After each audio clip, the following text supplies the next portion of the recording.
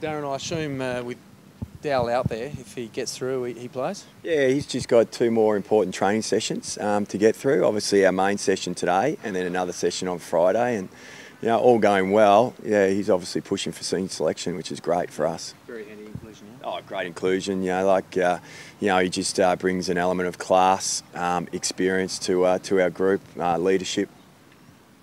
Any update, Darren, on where Lee Adams is at in terms of his decision making? Not in regards to his decision making. We're obviously he's been ruled out of VFL this week.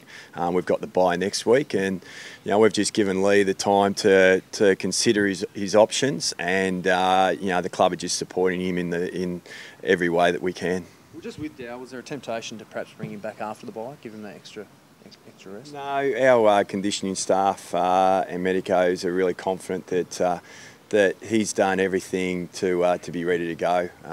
As I said, he's just got to get through these 2 training sessions, and then we'll have a look at it from there.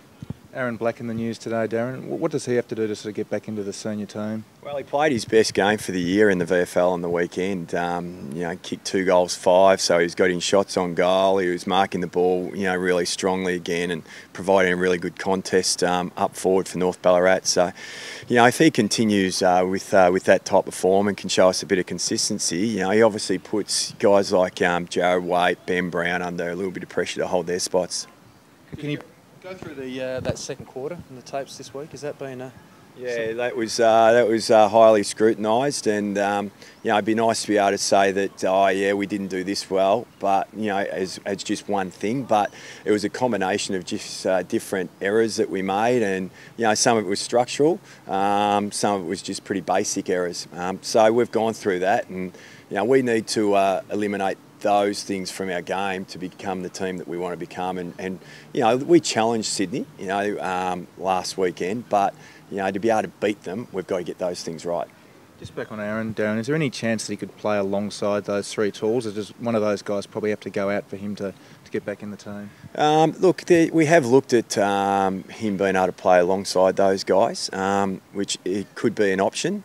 We experimented with that in the pre-season, but it was more due to form that we didn't continue to go down that path. So there is that possibility, but I do think the greater possibility is if one of those other guys did go out of the team. With the host of injuries, a great time to get the Giants? Every week we just plan for the best that the opposition are going to put out there. So we're planning for that. The Giants have got a few injuries, but God, you look at their replacements. They've got first round draft picks everywhere. They've already confirmed that Marchbank comes into the team, pick 6. Jack Steele comes into the team, pick 24, and a player that our recruiters rated really highly. We went into the bidding for Jack Steele. We were going to take him with our first pick. So, they've got that much depth of talent at that footy club, and so we need to make sure that we bring our best. There's been a report today, Darren, that Daniel Wells, there is a chance he could miss the rest of the year. Is that legitimate? Is there a possibility that may happen? Well, we don't think so. He's listed as indefinite. I've been on record to say we hope to get him back in 4 or 5 weeks, which is still the case. We're pretty confident that you'll see Daniel Wells run around in a North Melbourne jumper before the end of the year, and when we do, we'll all be licking our lips because he's such a valuable player to us, and we know what Daniel Wells brings to this footy club. How frustrating is it, Darren, that we keep talking about Wellsy week after week about whether he can get out there or not? Oh, look, it's not frustrating from an internal perspective because we know where things are at. We know that he's battling this injury. He's working hard to try to get it right. The medicos are working hard to get him right. He's doing everything he can that he's got control over to come back from it. So, as I said, we're confident that he'll come back and he'll be really valuable for us in the back half of the year. There's a suggestion that internally there's been a bit of frustration that he hasn't been prepared to advance his rehab and probably push it a bit quicker. Is there any validity in that one? Not internally. He's doing everything he can. Our medicos are doing everything they can, and we're really confident that when he recovers from this injury, he'll be ready to go. Is it the medico saying he's still a way off, or is it Daniel himself saying he's both? Just on Brad, how's his rehab sort of going, and when do you expect him sort of back at the club? Yeah, he's going really well. We actually took match committee out to his place yesterday afternoon.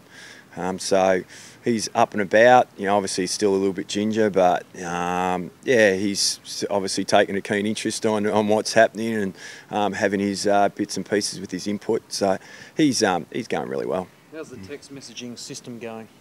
Fine. As I've said publicly before, I honestly haven't noticed it.